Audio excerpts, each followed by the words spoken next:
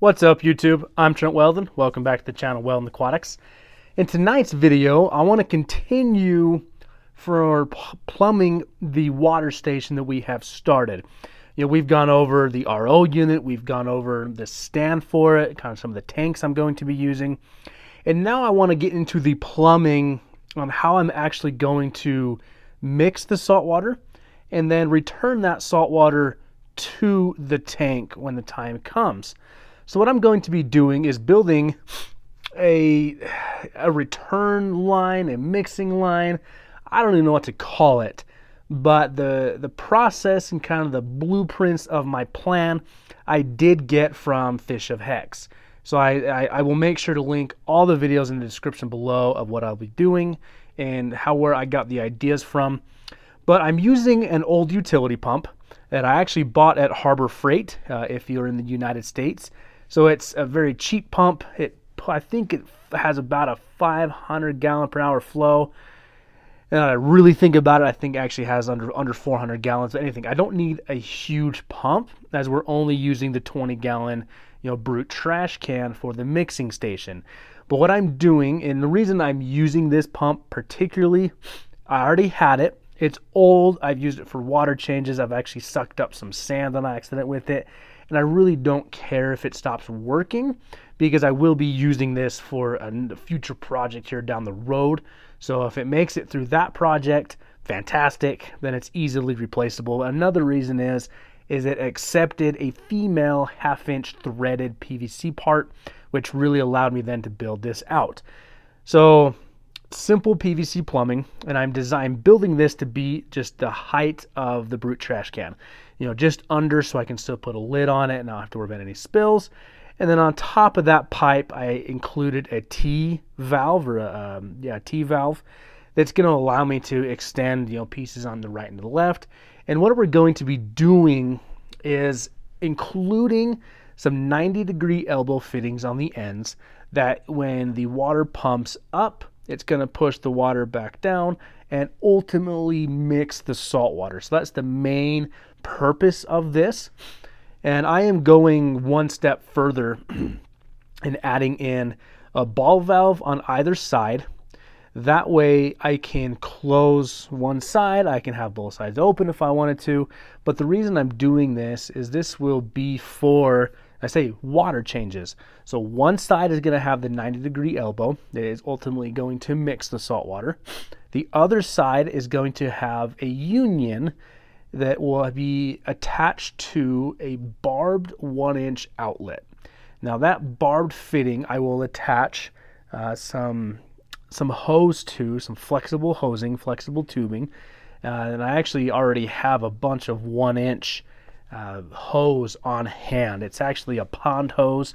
I found it on sale, and I think Dr. Foster and Smith, and I bought like 100 feet of it. So I've got plenty of tubing, plenty of hose around that I will be able to attach that thread, and if I even choose to, I can go farther. And another reason I chose the union that I did is I went from a 1/2-inch PVC pipe to a 3/4-inch union that will also accept a threaded end of a Python system. So if I ever wanted to use a Python system to refill my tank, because the Python tubing is the most flexible tubing I've ever found, I can utilize that with no problem. So before I get into all of this, or actually finish the project up, I dry fit everything. Everything needs to be dry fit. As you can tell here when I start messing with this top piece inside the barrel, I need proper clearance for that union fitting, and that barbed end is, again, that barbed fitting will play into another project we're going to be using this brute trash can for. So I dry fit everything to make sure I had proper clearance, as I did not want to glue everything and then have to take everything apart. But if you wanted to use this same design to mix salt water, I basically took an external fitting that most people use on larger mixing stations and just internalized everything. And again, I got this idea from Fish of Hex, and I will link that video down below. It's actually when he cured all of his Pucani dry rock for his 300-gallon reef tank that he used this same system. If you really want to simplify this system, all you need is a pump, a way to attach some PVC fittings to it, a T-valve, more pipe, and two 90s, 290-degree elbows, and that will give you a full mixing station. But I wanted to be able to then use this same pump for my water changes, which is why I included that union valve. And the reason I chose the union is, you can unscrew it and then screw it back together and keep all your fittings the same. So that way I can unscrew that union, put the lid on so I don't lose crazy amounts of water to evaporation, or put extra humidity into my utility room. Then when I'm ready, I screw the union back on and it's good to go. So here in the video, the right hand side will be the mixing side, the left hand side of that will be where the union is for water changes. Very simple setup, it's quite cheap. It's effective. That's what I was going for. I wanted something that was both simple, cheap, effective. I guess that's three things, so that's not both things, but you get where I'm going with this. So I hope this helps. I hope some people can replicate this project. And if you chose to use a bigger brute trash can, you could ultimately size this to whatever, every container you need it for. So that's the beauty of this, is it's not one particular size works for one thing. It's literally a one size fits all. You just may have to upgrade your pump, use some bigger PVC pipe, but all in all, it was a fairly cheap build. The union was actually the most expensive part of this, as they are always expensive, but that's what it came to. All right, so the plumbing is now probably like 99% done. A few things, I say 99% done, because I want to tidy up just a few things on it. You'll see that's kind of where I tried to install that float valve. Didn't really work.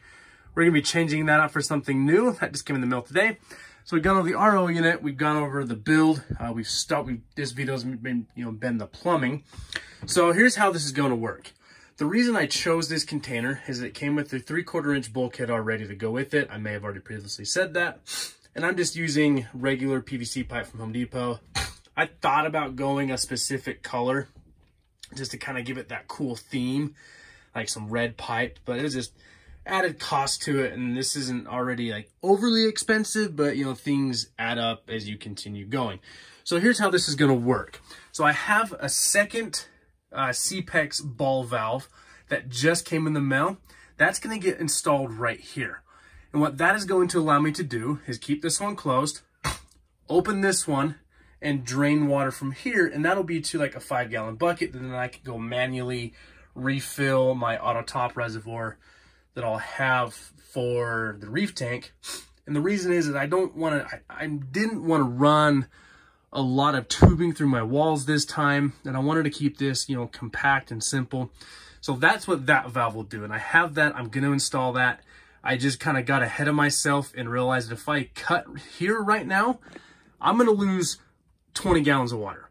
So I have another video that I'm working on filming after this one. So that's why I'm okay draining the RO water down into the brute trash can, which is then going to mix up some salt water for a future video that I'm working on. We're going to talk about that in that next video. So this is how this is going to work. So we have the RO water up here. When this valve's installed, we'll close that valve. So imaginary valve, close that one so no water will come here. But we're going to open this second valve, and that is going to allow the RO water to drain into the brute trash can. And this is going to be where we're actually going to mix salt water. And with the contraption we did on the pump that we just saw, I just installed, that is going to both mix the salt water, and then I'm actually going to use that also to, as we talked about, do water changes. So I basically internalized all the fittings of an external pump, but using an internal pump. And that's why I like Fish of Hex. His video on his RO system is so simple, but so complex. And I studied it over and over and over. And I robbed things from it. Like I took the pieces that I wanted to use, but I needed to be able to fit it in this space. This is 2 feet by 2 feet, and I needed to compact it. And as you can see, I don't have a lot of working room, but I also wanted to be able to, get to everything I needed to do. So let's turn this And I'm gonna install a bracket here, you know.